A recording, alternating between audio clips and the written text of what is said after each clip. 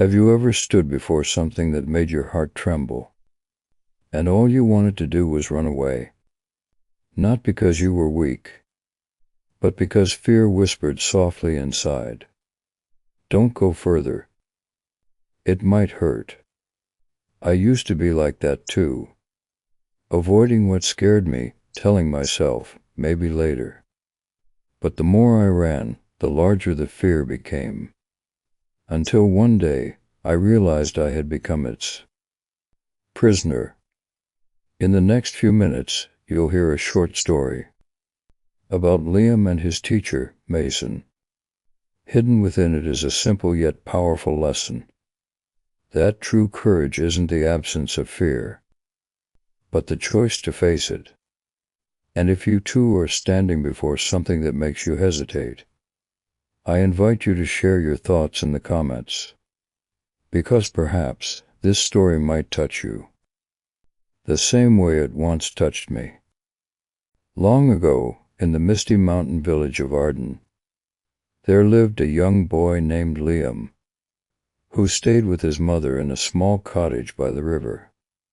Every morning, a gentle fog would roll down from the mountains, wrapping the village in a silver veil. The air smelled faintly of pine and smoke, and from the heart of the village, you could always hear the rhythmic clang of hammers, metal striking metal like the pulse of life itself. That sound came from the forge of Master Mason, a blacksmith known for his steady hands and patient heart. People said Mason could shape not only iron, but also men. Liam often watched from afar, eyes wide with awe. He admired the sparks that flew, the glowing iron that yielded under the hammer's will. Yet the very same fire that gave life to those creations was what terrified him most. Years ago, when he was just a small boy, he had burned his hand while helping his mother cook. A small scar remained, a reminder etched into his skin. And though the wound had long healed, the fear never truly left. Each afternoon, he would stand by the wooden fence, watching the forge at a distance, half in awe, half in fear. Sometimes, Mason would glance up and smile, but Liam would quickly look away. Deep down, something in him wanted to step forward, but something stronger kept him still.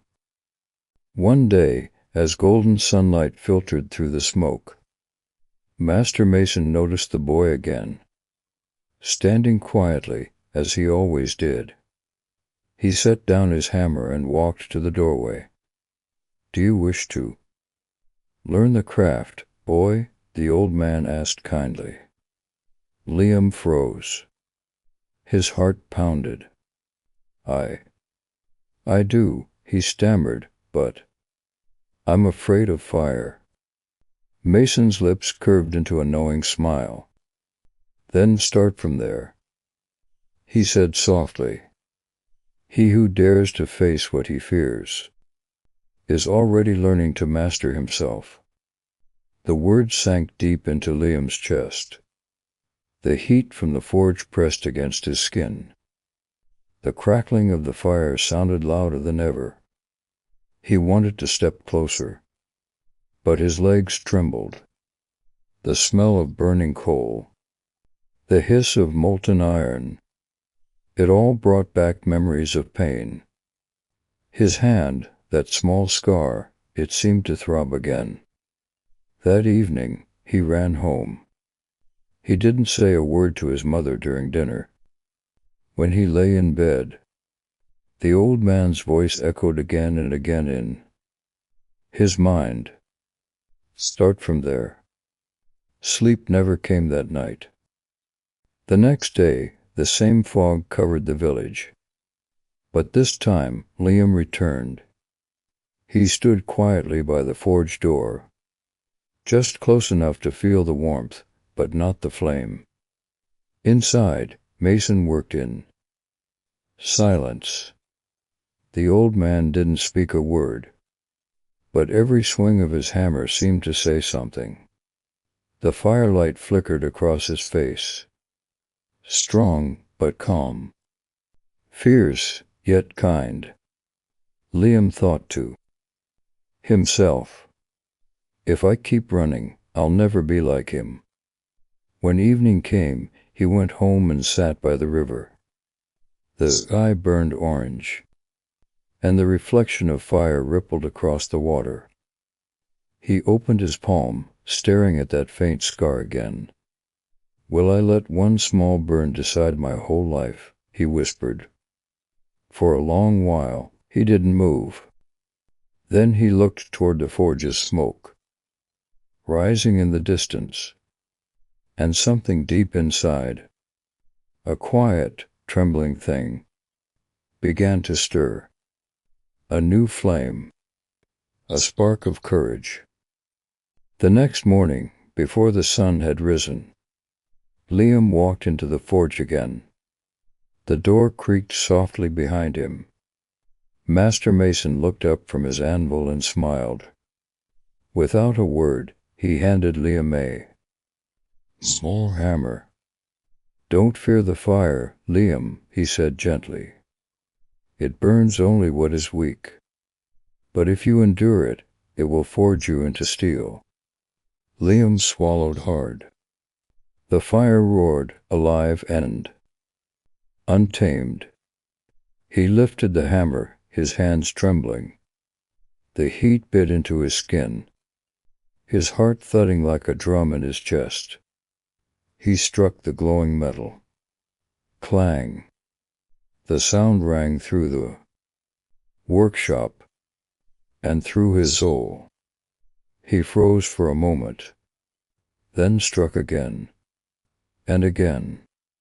Sweat rolled down his face, but he didn't step back. Not this time. For the first time, he looked into the fire and smiled. Master Mason nodded, pride in his eyes. You see, Liam, he said quietly, courage isn't about not being afraid. It's about walking forward, even when you are. From that day onward, Liam worked at the forge every morning. He was still afraid, still uncertain, but steadier with each swing of the hammer. There were days the fire flared too high, days the metal cracked beneath his strike, and moments he almost turned away again. But Mason would always remind him, don't run. The fire is not your enemy, it's your mirror. Years passed. The frightened boy became the village's finest blacksmith. People came from distant towns to see his work. Strong, balanced, full of life. And when he taught his own apprentices, he would often pause by the firelight and say, the fire never changes, but once you dare to face it, it becomes your greatest teacher. If today you are standing before your own kind of fire, a fear, a wound, a challenge that makes you retreat, don't try to extinguish it. Step closer, because courage is not the absence of fear, but the strength to move forward despite it. Start small. Speak about what you've been hiding. Try again at what once broke you, or simply take one more step. For only by facing the fire can we truly discover what we're made of. If this story resonates with you, share your thoughts below. And don't forget to subscribe, so every week we can grow a little braver together.